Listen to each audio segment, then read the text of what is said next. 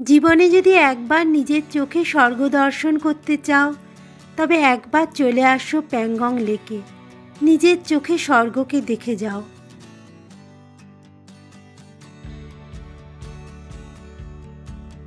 আমরা লে থেকে চাংলা পাস হয়ে প্যাংগং লেক চলেছি। নুব্রা ভ্যালি থেকেও আসা যায়। নুব্রা ভ্যালি লাদাখের এক বিস্তীর্ণ ভ্যালি, সেখান থেকেও রাস্তা আছে প্যাংগং লেকে আসার।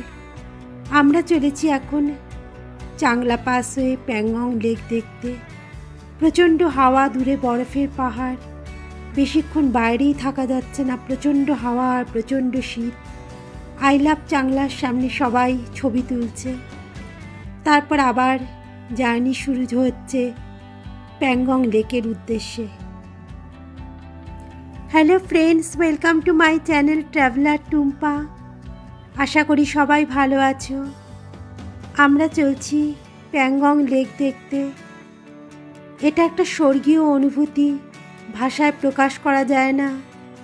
দিগন্ত বিস্তৃত পর্বতরাশি রয়েছে চারিদিকে, ধূসর পর্বতমালা, তার মাঝখান দিয়ে রাস্তা চলেছে প্যাংগংয়ের দিকে। বাইকার্সদের স্বর্গরাজ্য হচ্ছে এই রাস্তা। বাজেটের মধ্যে বাইকও পাওয়া যায়, 1600 টাকা মোটামুটি পার ডে। দেখো আমরা প্যাংগং এসে গেছি। এখানে ক্যাম্পিং করে থাকা যায়, থাকার জন্য টেন্ট আছে আর ছোট ছোট হোটেল আছে। কোনো বড় 5 স্টার 4 স্টার হোটেল নেই। অথবা দিনের বেলায় সকাল সকাল এসে দেখে আবার সন্ধ্যাবেলা ব্যাক করেও যাওয়া যায়। এগুলো সব হচ্ছে ছোট ছোট কটেজ, এর মধ্যে থাকার ব্যবস্থা রয়েছে। প্যাংগং লেক দেখো দেখা যাচ্ছে দূরে।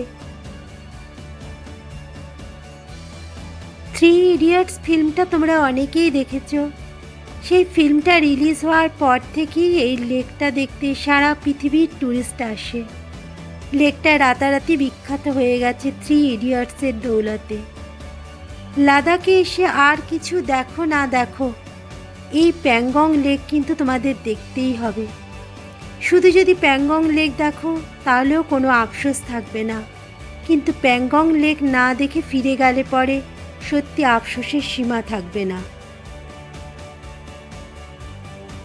লে থেকে প্যাংগং যাওয়ার পথে তোমরা উপভোগ করবে নীল আকাশের সৌন্দর্য, চারিদিকে দিগন্ত বিস্তৃত পর্বত, রাস্তার অপূর্ব সৌন্দর্য। সত্যি এর থেকে ভালো আর কিছুই হয় না। আমরা ফাইনালি এসে গেছি প্যাংগং লেকে। মনে হচ্ছে যেন স্বর্গেতে আছি। এত কষ্ট করে আসা এখানে যেন সার্থক হয়েছে এটা দেখে। এত ভালো লাগছে এই প্যাংগং লেক দেখে। আমিও দেখছি, তোমরাও আমার সাথে দেখতে থাকো। পুরোটা ঘুরিয়ে আমি তোমাদের দেখাবো।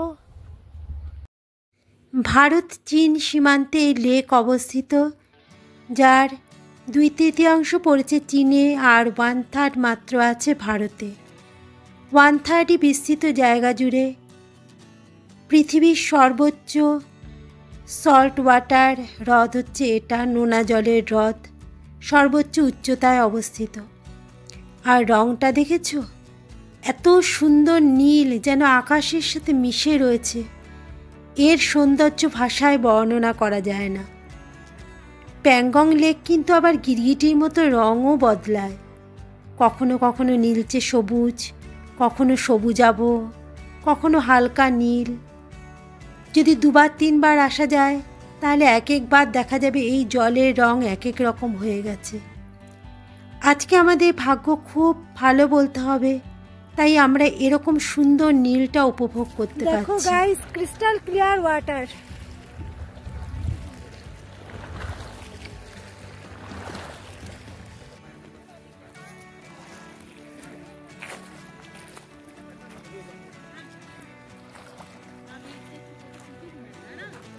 জল এত স্বচ্ছ যে নিচ পর্যন্ত পরিষ্কার দেখা যাচ্ছে, নিচের নুড়ি পাথরগুলোকে। জলের ধারে বসেই থাকতে ইচ্ছা করে, যেন মনে হয় বসে বসে ঘন্টা ঘন্টা কাটিয়ে দেই, আর কোথাও যাব না, শুধু এই লেকের পাড়েই বসে থাকি আর ঘন্টা ঘন্টা সময় কেটে যাক এই লেক দেখতে দেখতে। ভীষণ ঠান্ডা হাওয়া দিচ্ছে। এতগুলো ড্রেস পরা সত্ত্বেও থার্মাল ইনার ভেদ করে শরীরের ভিতর ঢুকছে, হাড় পা একদম কনকন করছে। তা সত্ত্বেও ফটো তোলার প্রবল ইচ্ছায় লেকের ধারে ফটো তুলতে শুরু করলাম আমরা সবাই। এই ঠান্ডা হাওয়াকে উপেক্ষা করে ভিডিও করতে শুরু করলাম, কারণ এই মুহূর্তগুলো তো আর ফিরে পাওয়া যাবে না। প্রত্যেকেই তাই ব্যস্ত হয়ে পড়েছে ফটো তুলতে, ভিডিও করতে। আর লেকের সৌন্দর্য এ এক অপার্থিব সৌন্দর্য। আজকের দিনটাও ভালো, ভগবানের আশীর্বাদে রৌদ্রোজ্জ্বল দিন। যদি মেঘলা ওয়েদার হতো তাহলে পরে যে কী অবস্থা হতো। একেই হাড় হিম করা ঠান্ডা, শুধু রোদ রয়েছে ঝকঝকে, তাই জন্য তবু দাঁড়ানো যাচ্ছে। আর জলের দিকে তাকিয়ে তো ঘন্টা ঘন্টা দেখতে ইচ্ছা করছে। দেখো ভিতরের যে পাথরগুলো, সেগুলো শুদ্ধ প্রত্যেকটা পরিষ্কার দেখা যাচ্ছে। কত রং বেরঙের পাথর রয়েছে এর ভিতরে, কোনোটা নীল, কোনোটা একটু সবুজাভ, কোনোটা একটু সাদাটে, কোনোটা কালচে কালচে। ছোট বড় কত পাথর জলের ভিতরে পরিষ্কার দেখা যাচ্ছে উপর থেকে। আর নীল রঙটা এত অস্বাভাবিক সুন্দর, আমি এত জায়গা দেখেছি, এই সৌন্দর্যের কোনো বর্ণনা হয় না, যেন মনে হয় স্বর্গের মধ্যে রয়েছি। দূরে স্পিড বোট চলছে, আমরাও বিভিন্ন পোজে ফটো তুলতে ব্যস্ত। আর দূরে রয়েছে ধূসর পাহাড়।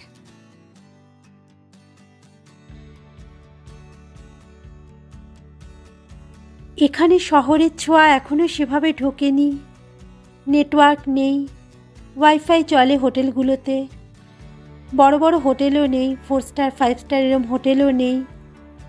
ক্যাম্পিং করে থাকতে হয়, ক্যাম্প রয়েছে, টেন্ট রয়েছে, ছোট ছোট হোটেল রয়েছে। আর এই প্যাংগংয়ের কাছাকাছি রয়েছে কয়েকটা গ্রাম, সেই গ্রামগুলোতেও থাকার ব্যবস্থা আছে। হোমস্টেতে সেই গ্রামের থাকা যায় আশেপাশের।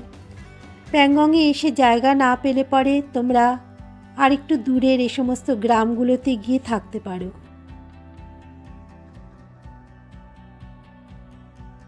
বাইকারদের স্বর্গরাজ্য এটা। পার ডে 1600-1700 টাকা হিসাবে বাইক স্কুটি ভাড়া পাওয়া যায়। প্রচুর বাইক এসছে, প্রচুর গাড়ি এসছে, নুব্রা ভ্যালি থেকেও এসছে, লে থেকেও এসেছে। এখানে রয়েছে 3 ইডিয়ট সিট, 3 ইডিয়টের মতো ওরকমই বানানো রয়েছে। আর তার মধ্যে বসে বিভিন্ন পোজে ফটো তোলা যায়, যার চার্জ হচ্ছে 100 টাকা করে।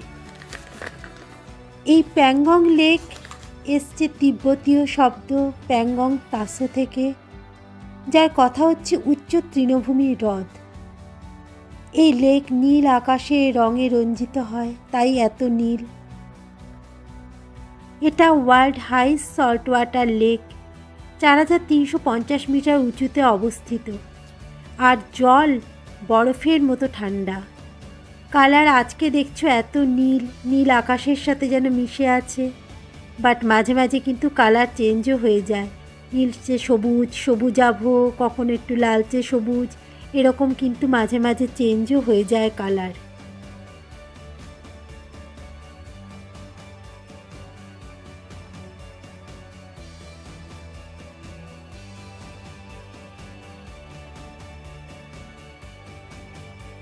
লেকের বেশিরভাগটাই চলে গেছে চীনের ভিতরে, 2/3 অংশ, আর ইন্ডিয়ার মধ্যে রয়েছে মাত্র 1/3 অংশ। এটা একেবারেই বর্ডারে অবস্থিত, ভারত চীন সীমান্তে। এর এক প্রান্তেই দূরে রয়েছে চীন। শহরে কর্মব্যস্ত জনজীবন থেকে কয়েকদিন মুক্তির স্বাদ খুঁজতে এই অদ্ভুত সুন্দর প্রকৃতির মধ্যে হারিয়ে যেতে হয়। স্বর্গ কোথাও আছে কিনা জানি না। আমরা যেরকম কল্পনা করি স্বর্গ হয়তো এরকম সুন্দর হতো, আজ এই লেক দেখে মনে সত্যিই সেই অনুভূতি হচ্ছে যে যদি স্বর্গ কোথাও থাকে তাহলে হয়তো এরকমই সেটা সুন্দর হবে। মন না চাইলেও বিকেলবেলা আমাদের ব্যাক করতে হচ্ছে, কারণ আমরা একটা গাড়ি রিজার্ভ করে এসেছিলাম এবং সেটা নিয়ে সকালবেলা এসে বিকেলবেলায় ব্যাক করব এরকমই কথা ছিল। প্যাংগং লেককে বিদায় জানিয়ে লের পথ ধরলাম। প্যাংগং লেক ছেড়ে আসতে ইচ্ছা করছিল না, কিন্তু দীর্ঘক্ষণ এই ঠান্ডায় বাইরে থাকাও যাচ্ছিল না। তাই গাড়ির মধ্যে উঠে এবার লের দিকেই যাত্রা শুরু করছি। যতক্ষণ প্যাংগংকে দেখা যায় চোখ ভরে আমরা দেখতে থাকলাম এই অপার্থিব সৌন্দর্যকে। জানি না আর কোনোদিন আসতে পারবো কি না। সত্যি এটা স্বর্গের সাথেই তুলনা। আজ সকাল অবধিও একটা কনফিউশন ছিল যে আমরা শেষ অবধি আসতে পারবো কি না প্যাংগংয়ে। প্যাংগং দেখে যদি অন্য কিছু না দেখতাম তাও কোনো আফসোস থাকতো না, কিন্তু এই জায়গাটা না দেখে যদি ফিরে যেতে হতো তাহলে সারা জীবন আফসোস থাকতো। আবারও হয়তো শুধু প্যাংগংয়ের জন্যই লাদাখ আসতে হতো, কারণ প্যাংগংয়ের কোনো তুলনা হয় না, কোনো জায়গার সাথেই এর তুলনা হয় না। ভারতবর্ষে বেস্ট ট্যুরিস্ট ডেস্টিনেশন যদি বলা যায় তাহলে এই জায়গাকেই বলা যাবে। এত সুন্দর পরিষ্কার মুক্ত নীল আকাশ, এই রকম ক্রিস্টাল ক্লিয়ার জল, এরকম ঘন নীল জল, আর এই দিকে দেখো চারিদিকে পর্বতরাজি আর এত সুন্দর প্রকৃতি পরিবেশ, এ সত্যিই কোথাও হয় না। যতক্ষণ প্যাংগংকে দেখা গেল আমরা চোখ ভরে এর সৌন্দর্য দেখতে শুরু করলাম।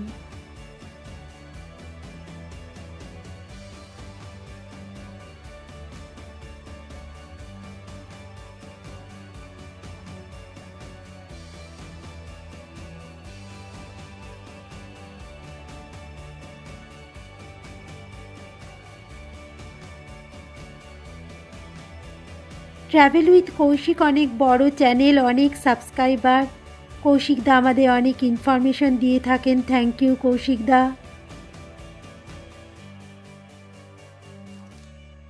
এগুলোর মধ্যে সব থাকার জায়গা দেখো, এগুলো হচ্ছে প্যাংগংয়ের পাড়ে ছোট ছোট থাকার জায়গা। এগুলোকে ছাড়িয়ে আমরা এখন এগিয়ে চলেছি লের দিকে। আবার চাংলা পাস হয়ে আমরা ব্যাক করে যাব লেতে। দিল্লি থেকে লাদাখ আসা যায় মানালি হয়ে, শ্রীনগর থেকে আসা যায় জজিলা পাস হয়ে লাদাখে, আর লাদাখের থেকে অর্থাৎ লে থেকে এই প্যাংগংয়ের রোড, এই প্যাংগংয়ের রোডের মধ্যে এত চড়াই উতরাই রয়েছে, এত চড়াই উতরাই রয়েছে, আর সুদীর্ঘ পথ এটা।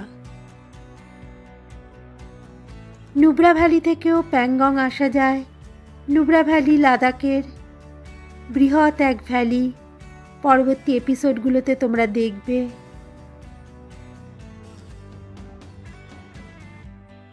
প্যাংগংয়ে এসে মনে হলো সত্যিই আমরা প্রকৃতির মধ্যে হারিয়ে গেছি।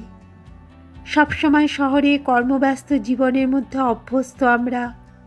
কয়েকটা দিন এর থেকে মুক্তির স্বাদ যে কি চরম আনন্দ দেয়, সত্যি যারা এই আনন্দ উপভোগ করতে পারে তারাই সেটা বুঝতে পারে।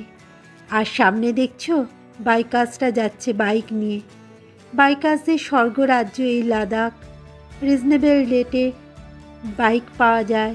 বাইকের বাজেট ঠিকই আছে, রেট 1600 টাকা পার ডে করে বাইক পাওয়া যায়। তেলে খরচ যার যার।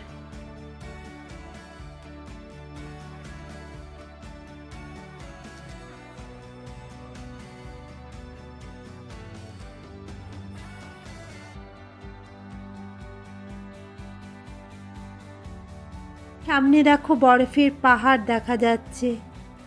এই রাস্তায় এখন আর বাস চলছেই না, আমাদের বাসও ক্যান্সেল হয়ে গেছিল, এই জন্যই সকালে শুধু ছোট ছোট গাড়ি আর বাইক।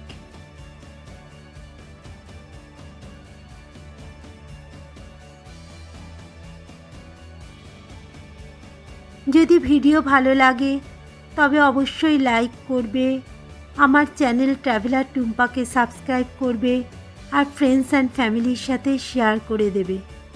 আমাদের লাদাখ এপিসোড চলছে। এরকম সুন্দর সুন্দর ভিডিও দেখতে চোখ রাখো ট্রাভেলার টুম্পা চ্যানেলে।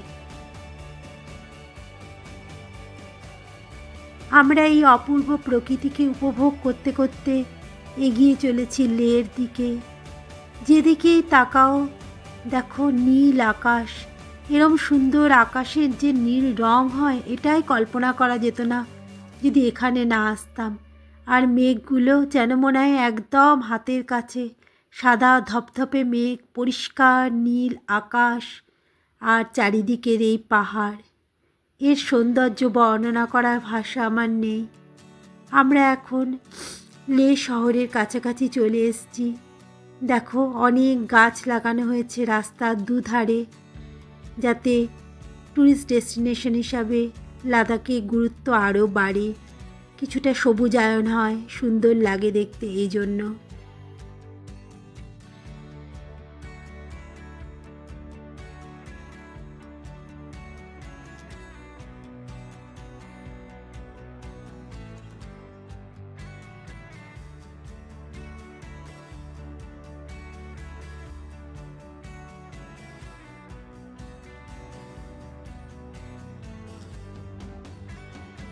আজ তাহলে এতটাই, দেখা হবে আবার নেক্সট ব্লগে।